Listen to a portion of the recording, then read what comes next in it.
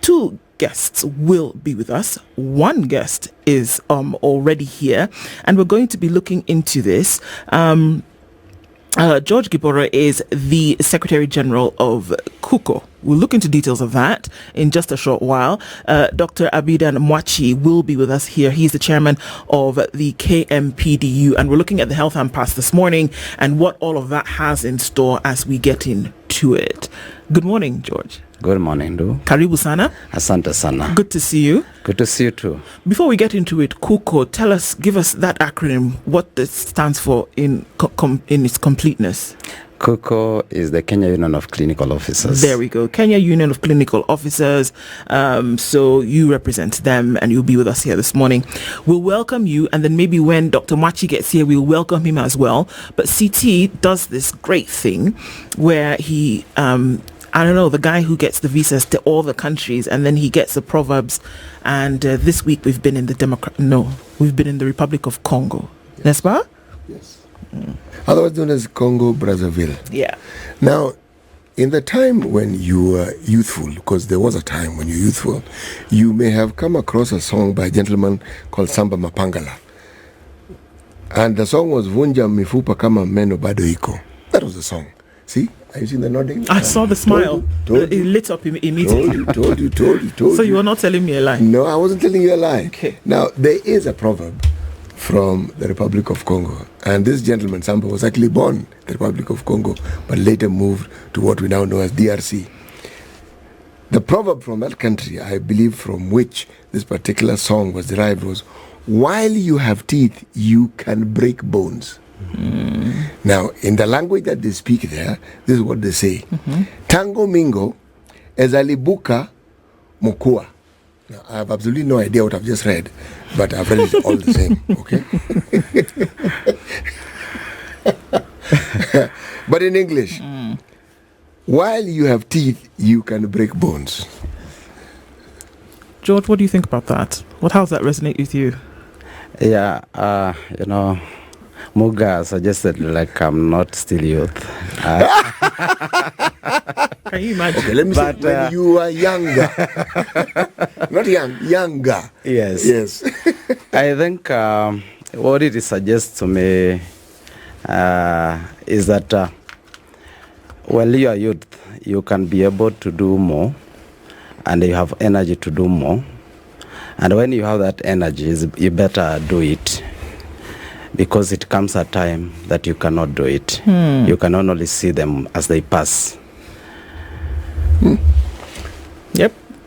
Do it while you can. Mm-hmm. Okay. Opportunity waits for no man. Opportunity knocks but once. Yes, when it presents itself, please take advantage of it. Right. Yes. Fantastic. So, like we said, also the chairman of the KMPDU will be here with us. But even getting into this conversation, George, as KUCO, the Clinical Officers Union, where is all of this currently from your perspective? What exactly is going on today? Because we've heard different things happening to the point whereby yesterday clearly that whole communication line has been broken and it is not working for different reasons. But give us an overview from the clinical officer's position of exactly what is going on right now. Thank you for that question, and foremost, I want to appreciate you for giving me this opportunity to appear before you. At least it's the first time. Yes, and I thank you. As you have properly put it, we have had, for us, we have been on strike for the last 26 days today. And what we have been treated with is specifically the condescending attitude and the responses from the Council of Governors is what we don't understand. And up to date, I must say that we have been engaging the Minister of Health on all the 10 issues that we raised on our strike notice, because we followed due procedure, that we notify them that there are issues, we registered grievances, and then demanded that they be addressed 14 days. We followed up for 7 days. Therefore, we realized that they are not willing to address them. Then we called for the strict notice, 7 days strict notice. No one called us on the table.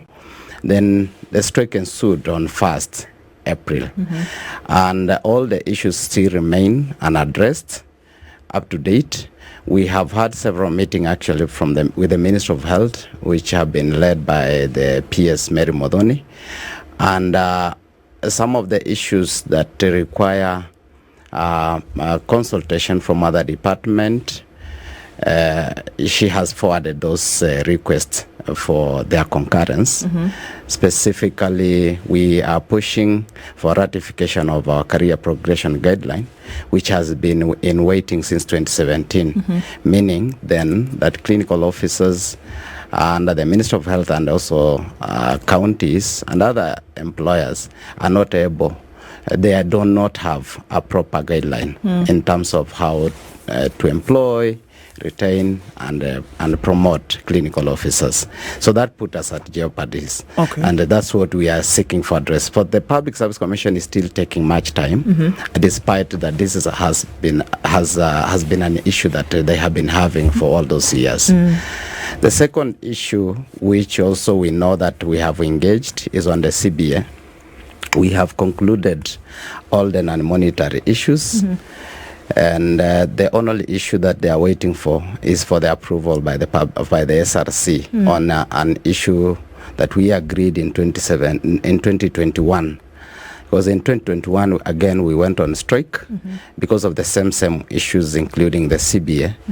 And they flagged out, then Modahi Kagwe was the CS, flagged out the issue of the risk allowance and said they can address it because they realized that indeed what we were raising, the clinical officer, who are more of the gatekeeper of a healthcare facility, they are earning the least 3,000 and the highest is earning 20,000 in that sector.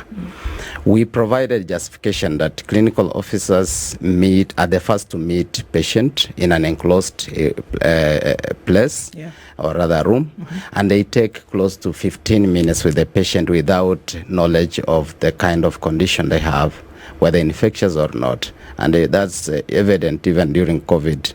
It was a number of clinical officers who were infected by COVID first, because you see the patient first, then once you suspect there's something, you notify others. So you already sensitize the others. So then we agreed that they were to enhance it from 3 to 15. That's an addition of 12,000. It has not been implemented up to date. So that is what we are saying, that the employer need to meet their end of bargain. Yes. You mentioned when you began speaking that there's a manner in which you've been handled by the Council of Governors. Could you elaborate on this, please? You see, is that they have muted, is like there's nothing going on. And they have not engaged us in any manner. And what I mean is that there is even court orders. Last year, 2023, specifically on 8th October 2023, there was an order by the court which ordered parties on the matters of CBA to resume, because we have been agitating, going out, coming in, and they went to court in 2019, where the court actually also ordered us to go for conciliation. We went for conciliation. They did not cooperate. The conciliator prepared a report that the government, specifically the Council of Governors, were not cooperative. So then that matter is still in court, has not been. We have been pushing for it. So last year, they still pushed that parties go back to negotiating table with a clear mind of registering a compromise, right, so that we are able to continue offering services. Because then we had also indicated of going on strike last year.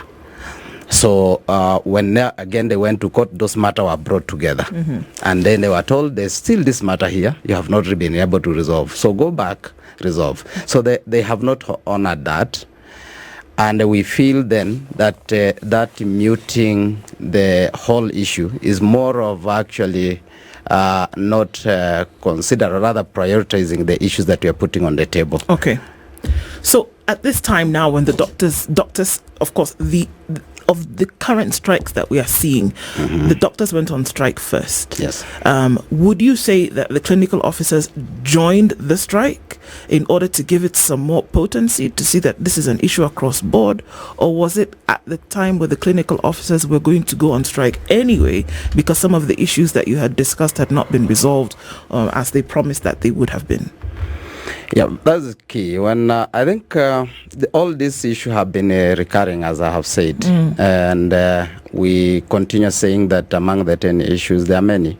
There are those that directly touches on counties, like promotion and redesignation. We have counties that have never promoted our workers, like Kirinyaga.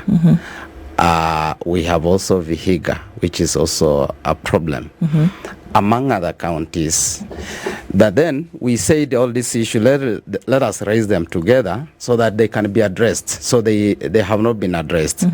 Now, when we wanted to go on strike, good enough, I think this is the time we had written our demands, and then Dr. Davji was attacked by police sometime when they were doing a demonstration for the interns, the intern issues. Then we had already issued our demand letter. They also issued a demand letter immediately, but they gave it for 7 days. Yeah. So they started their strike before us. That does not mean then we did not have any issue, because we had already demanded, and including petitioning the Senate on the same. And that is what has also occasioned today's meeting, that we are having a joint meeting between the Health Senate, the committee on Senate, the Health Committee in the Senate and the National Assembly. Right. Or they are going to address all those issues. And we are saying that we have our own issues that are affecting clinical officers. They may look similar.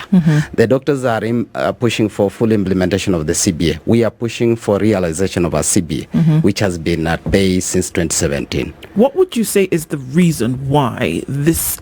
So essentially, it's acknowledgement of a CBA. What's the reason why this has not happened? You see, when I can just mention that in 2017 is when we registered this union that I'm leading. And then we had a recognition agreement by around in November 2017. And we immediately started negotiating for CBA. And thereafter, we proceeded very well until 2019, when now they walked out of the table, and it occasioned a strike. They went to court, we resumed duty, and that has now been more of the same thing happening every time we threaten, they come on the table, then they walk away. So we feel that there have not been any goodwill from the employer, and also lack priority to ensure that they can focus on this. And I need to say, maybe they do not understand the importance of a CBA, because the CBA is for their own interest, because then it provides grounds in which the employee might not go on any strike, provided the CBA is running and being implemented. So when now in the absence of the CBA, the anxiety is high, and people feel that you're not listening to us. And that is what now normally will push members to come out. And I think then we feel that when it was started, it was under the Council of Governors, who were taking the coordinating role for the counties. Now you have seen them, including the Chair of the Council of Governors, clearly saying that all the union who are seeking CBA, they should negotiate with individual counties. We hold a position then that if you look at the County Government Act, why they actually came up with the Council of Governors, it was to coordinate matters of common interest that are affecting all the counties, and of which I feel then health is one of it. And if that is the case, then we do not expect such a statement from the chair of the Council of Governors, because again, even the one CBA that exists in the health sector, specifically for the medical office, the doctors, was negotiated as central place. understanding we cannot have 48 types of CBS, that is the Ministry of Health and all the 47 counties, because then if they have different terms, it will cause anarchy in the sector. Right. Understood. Well, Dr. Abidan Mwachi joins us at this juncture, National Chairman of the Kenya of KMPDU, here with us this morning. Good morning, Daktari. Good morning, Chundu and City. Karibu sana. My apologies for being late. I had to shift from 4 wheels to 2 for some reasons. You had to switch from 4 wheels to 2? Yeah. Can't be easy. It's good to have you here all the same. Thank you. We're just looking through a number of these issues, and I'm joining in the conversation today. It's your first time here, so we're glad to have you in the room. But as well, also just looking at some of the issues with this health impasse and where we are today. Things have escalated, and not in a good way, to the point whereby it seems as though things will not be solved in the interim. And so we just wanted to get an update, first of all, on issues from the medical doctor's side in terms of what's happening here. Well, it's now well into day 44 of our industrial action. It's not like we are running a marathon, or the more the days, the bigger the medals. Right. It's nobody goes to do medicine ostensibly to just come out and participate in industrial action. We found ourselves here, and you have to do what you have to do. Given the lackluster way that the government is taking, you're right in saying that there is no end in sight anytime soon. The government has mismanaged this particular strike right from the beginning, when the remedy that they injected in the formative days was to withdraw the internship employment. That was the first reaction to our industrial notice that we gave them. Then after that, there's been just mismanagement after mismanagement after mismanagement. Now day 44, still it's a blinking game. According to them, it's a blinking game.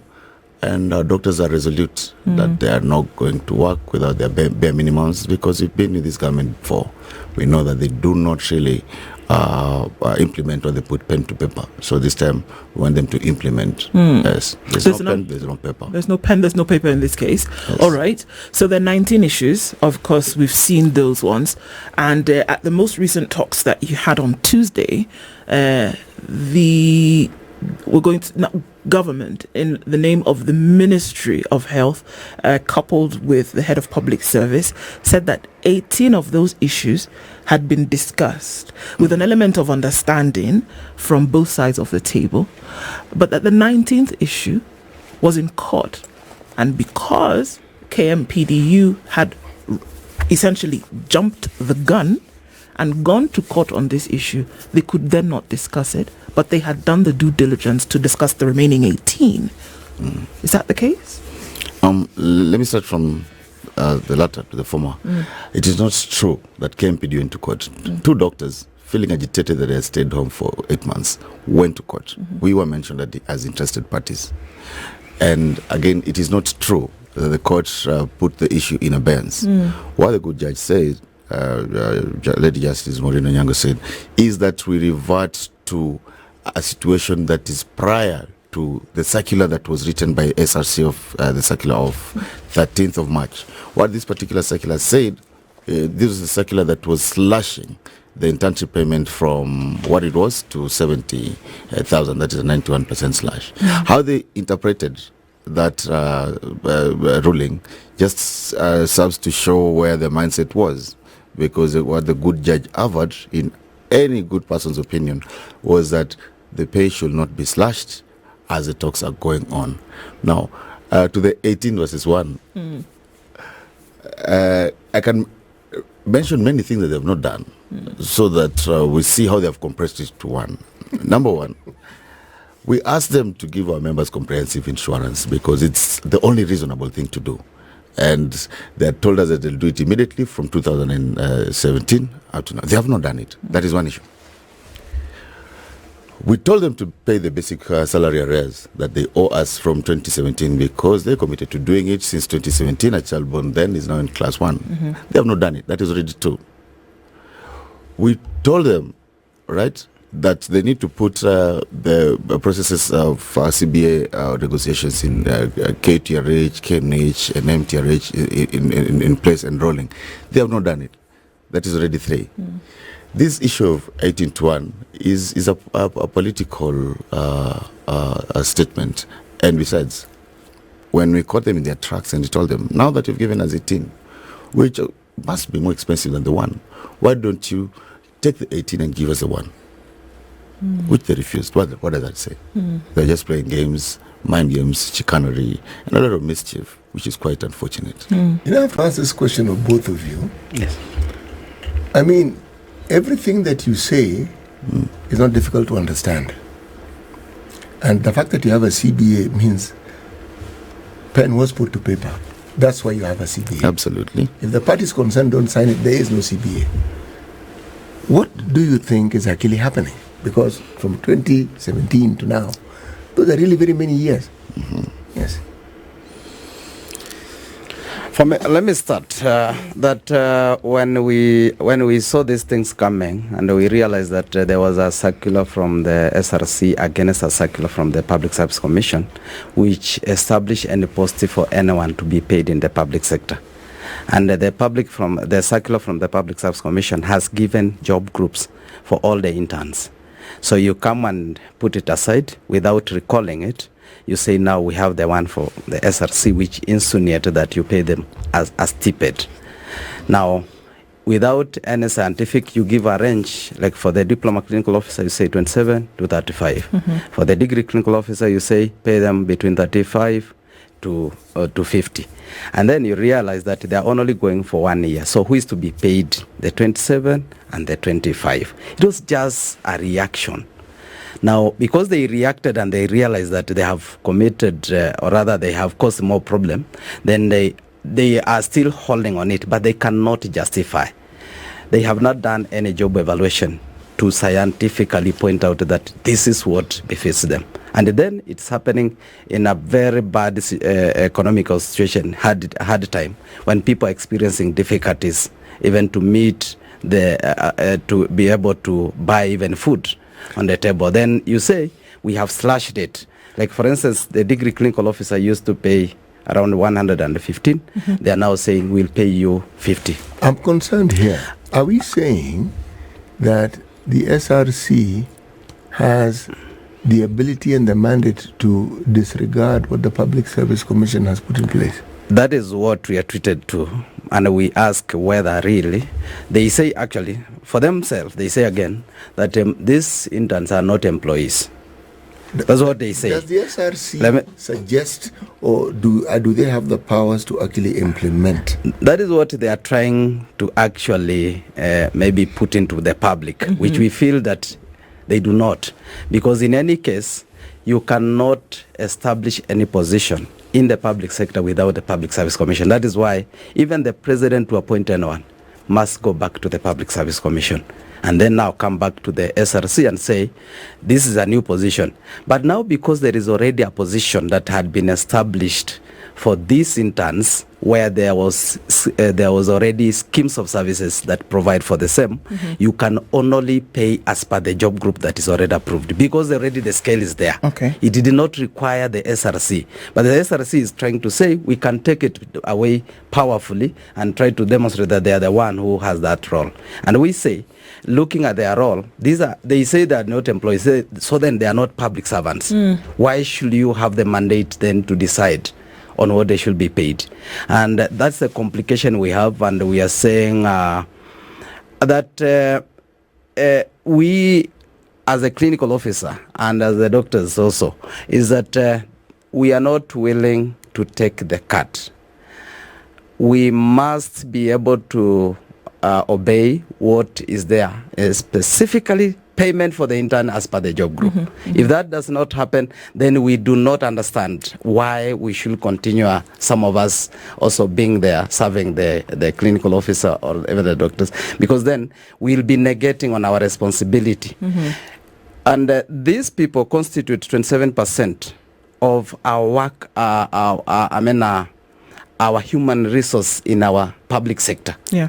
If you get where they are today, when you come and do just introduce them, orient them, the next week they are the one who are working and covering our wards because we do not have enough human resource. Yeah.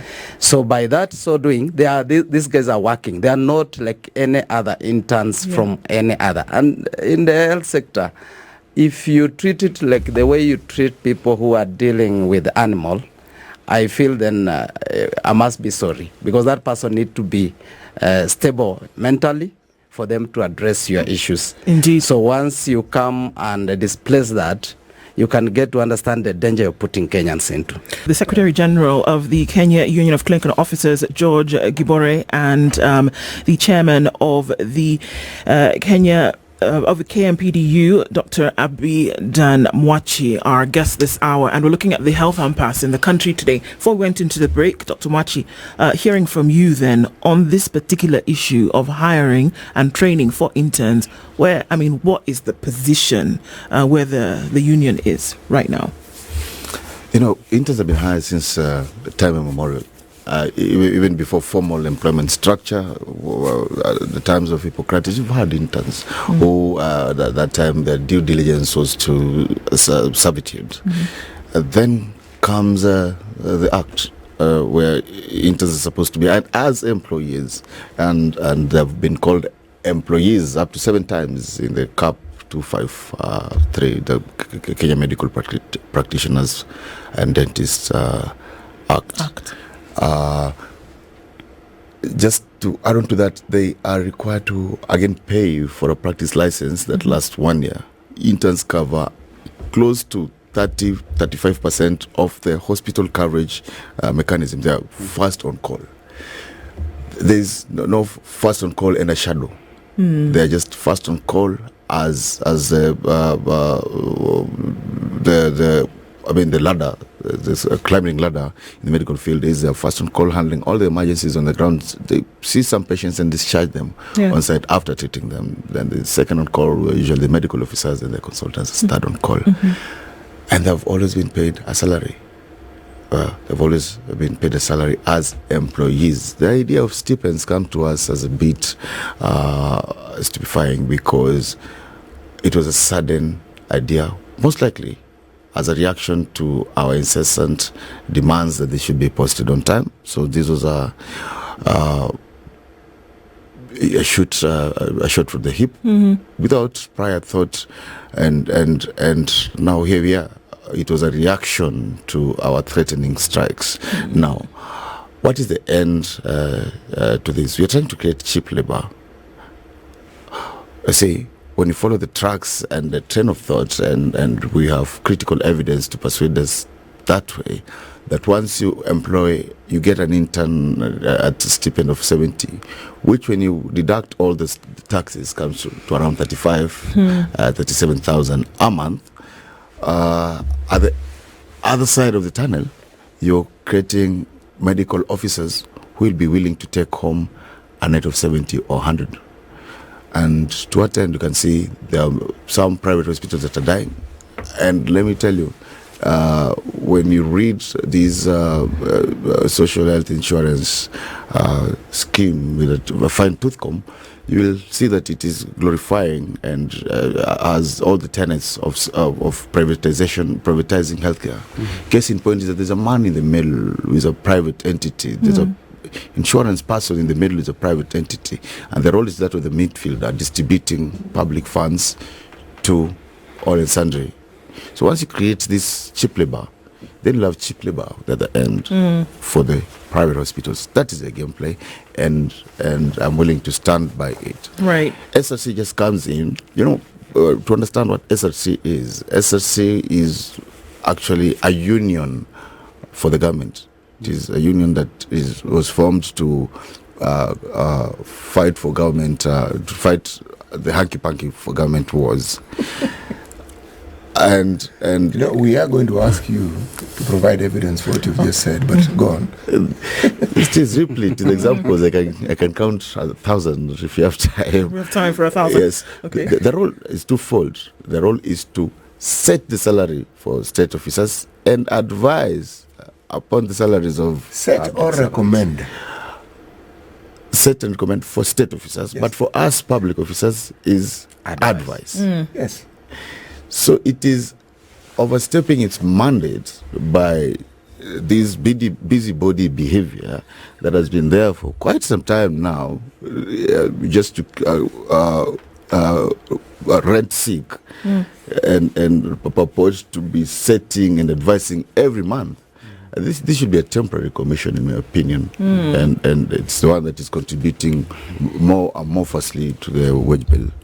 There are many sentiments that are flying around the country at the moment, and that it's coming from unions, whether it's the clinical officers, whether it's coming from thoughts about the doctors' union, that it's a selfish ploy, seeking your own needs at the expense of patients in hospital who are sick, dying, or those who will then go to hospital to seek medical care. And folks are saying, look, you guys are fighting amongst yourselves, but the people that you swore to take care of continue to suffer. What would you have to say about that? Because that has come through quite some.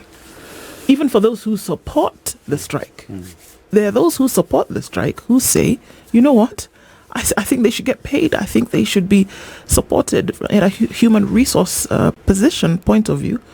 But people who are in hospital should not suffer. With utmost empathy, I will totally understand such sentiments, because it matters less what you win on the other side of the tunnel when a life has already been lost. And whatever win that comes on the other hand will actually just be a Pyrrhic victory, where yes, might be a win, but the losses along the way are just too many. But let's look at what happened in 2011 when we went to industrial action for 10 days. We only had 2,000 doctors in the public sector. Immediately after, all the doctors were in the private sector are trooping in. Now we have close to 7,000. So sometimes you have to take a few steps back, just like the man in the high jump or long jump. You have to take a few steps back to be able to launch yourself and propel yourself up properly. The fight that we're doing is not, I mean, it's both a moral fight, a societal fight, that we impress upon any critical thinking professional in this country, take back their country, because it's been run and managed by politicians. There will be losses along the way, which are very, I mean, with all empathy deserved. There shouldn't be. But in an intransigent government that's chosen to sit on its very able hands instead of acting, then I think the blame should be laid on them. And by extension, should be a wake-up call that these are the leaders that we elect as a country. Yeah, let me state that Article 43 of the Constitution gives health as a right to every Kenyan. But indeed, that responsibility has been tasked to the state. So then, the employer has a higher responsibility than the employees. They ought to provide that conducive environment for the services to be available. And why are we saying this? I think that has been more of what they are trying to create an assumption to say that maybe we are self-seeking. But these are issues, as we have said, which have been there for long enough. And if you realize that since the revolution took place, we have had more than 103 strikes. Either county-based or national-based. And all the issues revolve on the same issues. Can't we be proactive when we are in office and get to prepare to maybe address these issues so that we alleviate the suffering of Kenyan?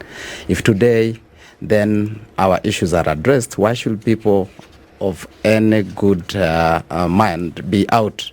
Because we'll have nothing to agitate. When we talk of policies that do exist are not implemented, you have agreement with the government are not implemented. Also, as the leaders and the Kenyan, we have a responsibility to take the government into account.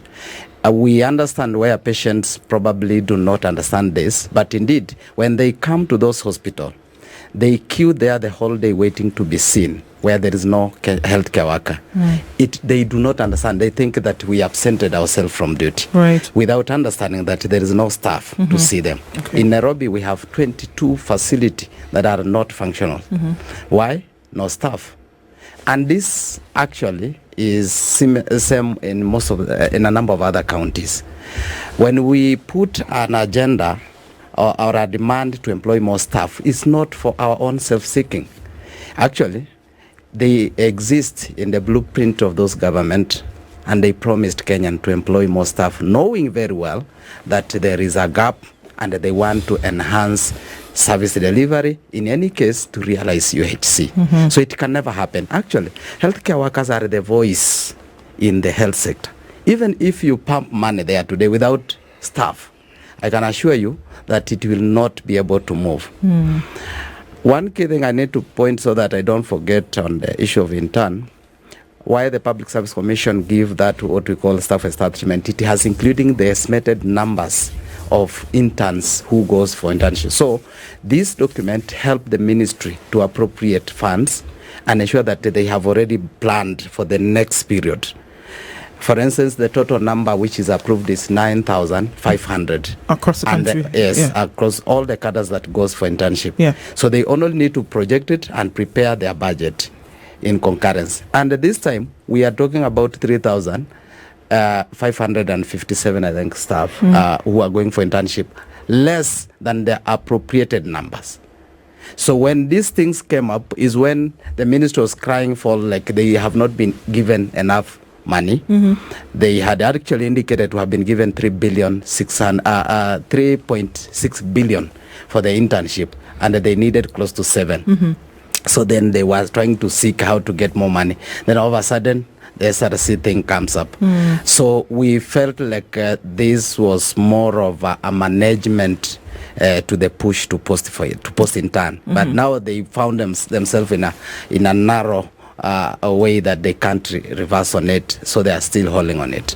I hear what you're saying, and that's the thing with some of these kinds of situations, that will a strike force somebody to do something, or will a strike make somebody see the importance of doing something? Because now, if you can force my hand to do something because of a situation that is quickly spiraling out of control, am I doing it because I see the importance of it? And that's what I think is very important when it comes to the health sector in this country, that the importance of some of these things must be realized and then action must be taken thereafter. But if we see a situation in the country that is spiraling out of control, and I in a position whereby I can do something about it, I don't want that egg on my face. I don't want that uncomfortability. So you have forced my hand, whether it's important, whether it's not important. And that's why we see that a CBA has been signed, but it is not upheld 7 years after the fact. So which is more important, Dr. Mwachi? You're speaking like a very good human being. Which I would hope I am. Must be. But that is not how these government people think. They think about, their thoughts are selfish. And we know that for a fact. It's about entrepreneurship. It's about what is in it for them, not what is good for society. And we have, history is replete with examples, as I have said. It will be the right thing, to be honest. And to be honest, in this case, would mean you just honor the CBA that you put pen to paper. But how many CBAs have they prevaricated? 2013, 2015, 2016, 2017 was actually where now the sparkly, the fire, the Commons back broke. Yes, and now, again, even after the 100-day strike of 2017 and leaders going to jail and it being an international phenomenon, here we are in 2024, and we are exactly the same place that we were in 2017, as if nothing really happened in 2017. So there are no lessons that were learned. The president now was the deputy president at that time. Most of these governors, this particular time and hour, actually have their signatures appended on our collective bargaining agreement. The dishonesty, the doublespeak, yes, the hanky-panky business that defines our leading class, our political elite, and by extension defines what the people have to elect, is what is putting us in this problem. Will our actions force? I think I would want to be Machiavellian in this, that the end will justify the means.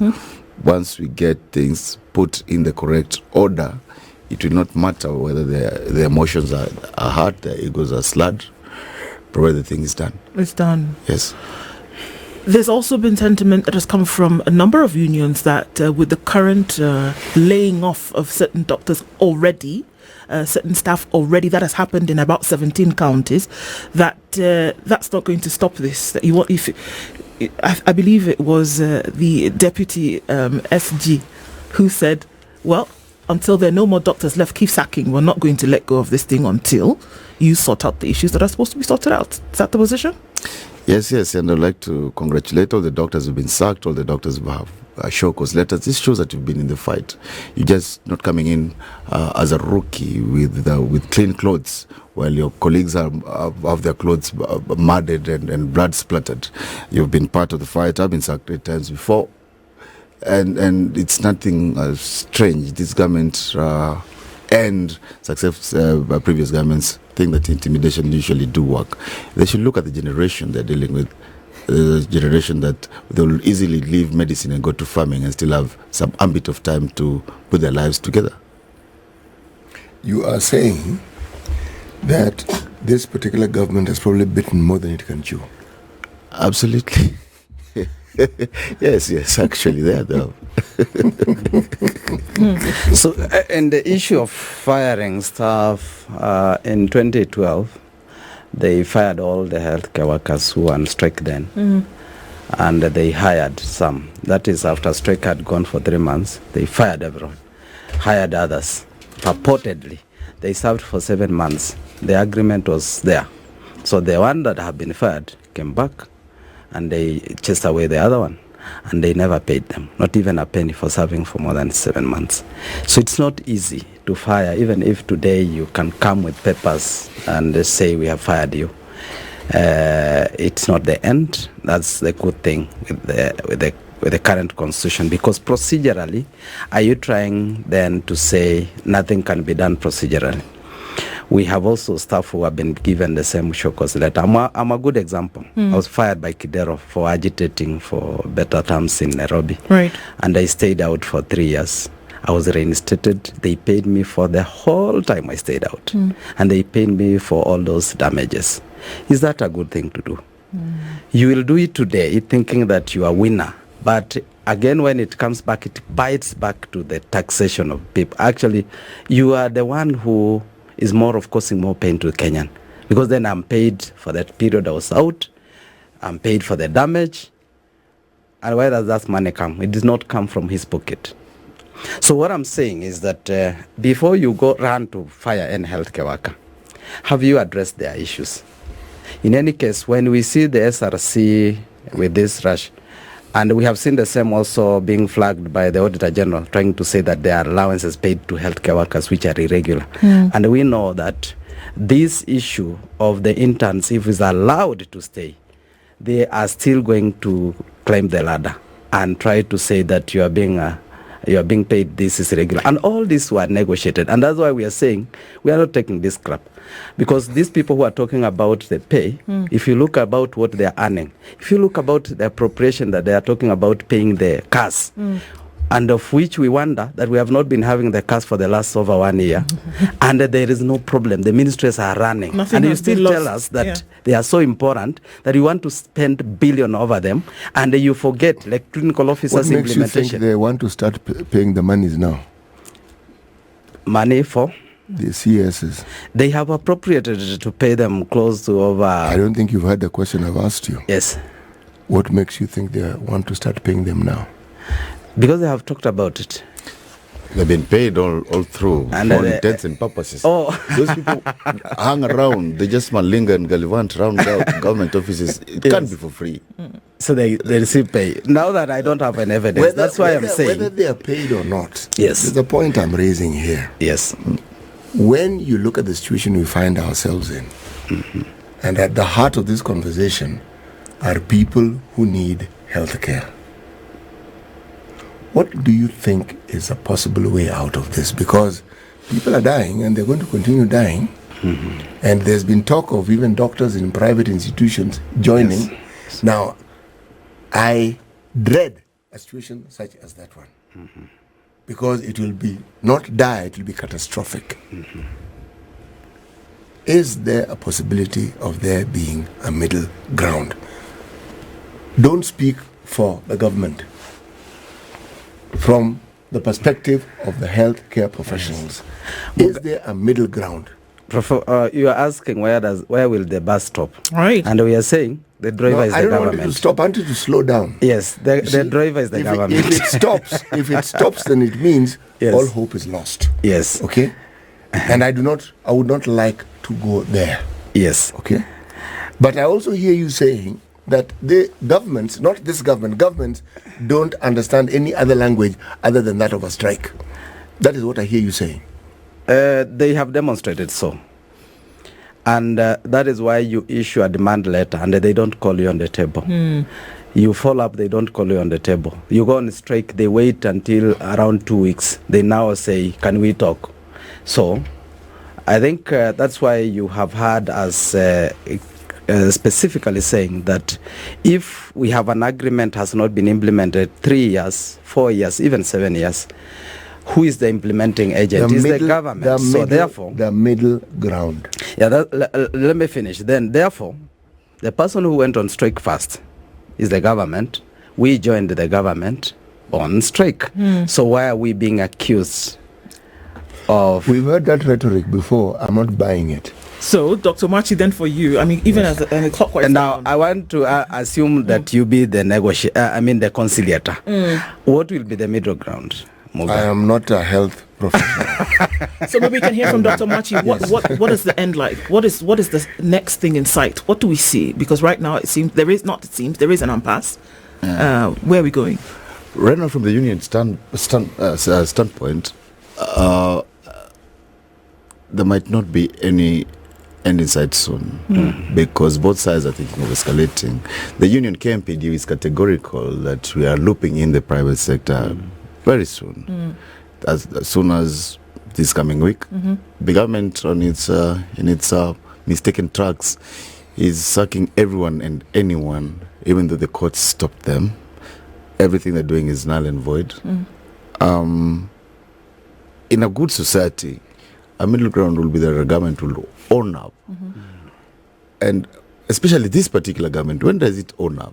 I've never heard this particular government own up to anything. It should own up that governments exist in perpetuity, number one. Number two, that there's a collective bargaining agreement that was signed.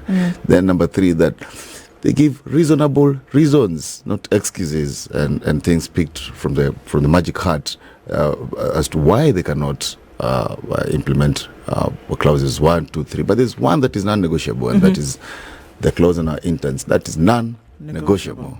Well, the next couple of days probably be a little bit more difficult, but let's see what those days have in store as these continue.